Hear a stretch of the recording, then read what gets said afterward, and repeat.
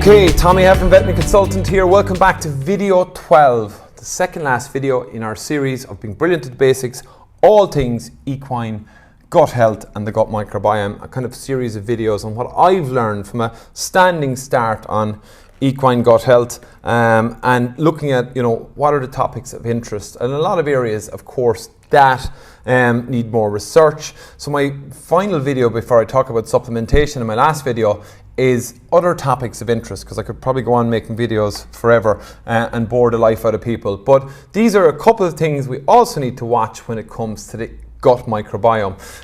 So the gut-skin axis. So I would have talked about in video 9 about the gut-brain axis, but the gut's linked to so many organs. The gut-skin axis, gut-mammary, the gut and the lungs are actually interlinked. I'm going to talk about that as well. Okay, so the gut-skin axis, basically what's happening.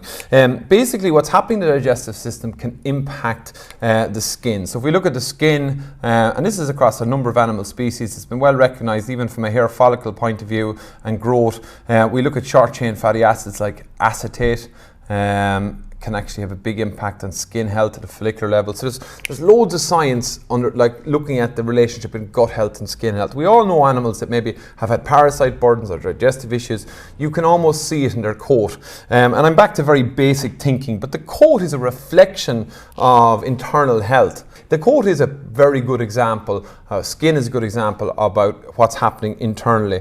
And I often like to simply put it, if we think about the digestive system, the gut is like a sponge. So if we think about the way a sponge is formulated, ready to absorb liquids, and we think about an old sponge that's been hanging around too long, like the sponge I had in my college accommodation that we didn't change for probably a year, and we think about absorptive capacity of a healthy sponge versus an old sponge. The gut's a bit like that. So when you have a healthy digestive system, like I've talked about in other videos, good integrity, nice cell apposition, a healthy mucin layer, the right microbes, it's aiding and the microbes are working as part of the digestive process to aid digestion.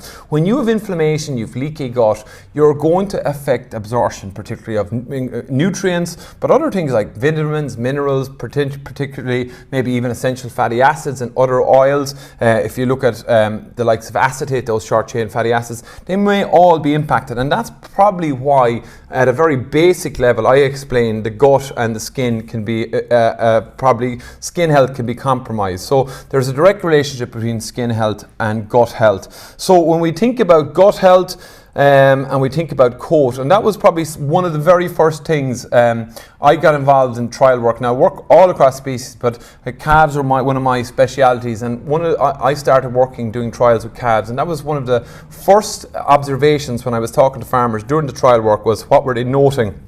And they all talked about skin coat on long-term use with our pro and postbiotic liquids for calves. So I think it's interesting when you look at optimizing gut health will have an impact on skin health. It is one to watch. Again, possibly more research needed, but the skin can often be, I suppose when we think about symptoms, there's lots of things can affect skin health, but maybe add gut health to your list when you're looking at a dull coat on a horse. Obviously the importance of the diet, nutrients and everything going in is really important. Okay, other areas of interest when it comes to the gut and maybe leaky gut is there's a lot of work ongoing on laminitis and its role. I think metabolic syndrome.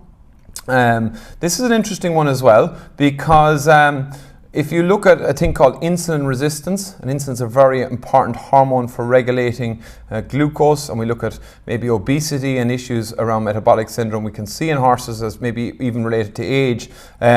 There is increased research and interest in the role of gut health, the gut microbiome, leaky gut, and in some of these conditions. So these are ones to watch as well. I mentioned the gut-lung axis, came into my head. The gut is linked to the lungs. So there's actually bidirectional, so this is a very poor diagram of the lungs. There's bidirectional pathways with even short-chain fatty acids and other inflammatory mediators that can have a positive or negative impact on the gut. So really interesting. I suppose the last thing is a lot of talk, particularly with older horses, and gut health. With age, across all species, you see a decline in diversity of the gut microbes. So we've talked in other videos, and I know sometimes people are landing in these videos for the first time and saying, he's not saying this or he's not saying that. I hope to have covered a lot of these concepts throughout the video series, and that's why we made a video series. But there's a decline in diversity. If we look at the protective layer and barrier, there's a lot of evidence around a decline in maybe the mucin layer with age.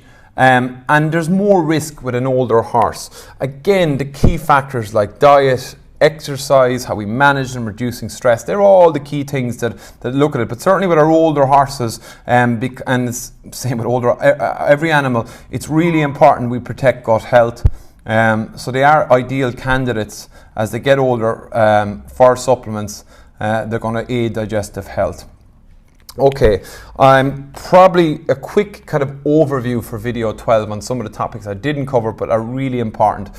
The gut-skin axis, the gut-lung axis, the gut and insulin resistance, and what does that mean for metabolic syndrome? Older horses, we always have to think about gut health because purely with age, there's a narrowing of the gut microbiome, the diversity, the protective layers that are there. It's a natural part of aging in animals, and they're ones that we need to look out for gut health. So that's video 12. We're at the end of the series. Anyone who has watched them all, I think, thank you for listening. Must be sick of my voice, but hopefully they were informative. It's been about kind of what I've learned. There's lots, hopefully come back in another period of time. We look at what's emerging since then on some of these areas. Last one is around supplements and how they work and the different options around supplements.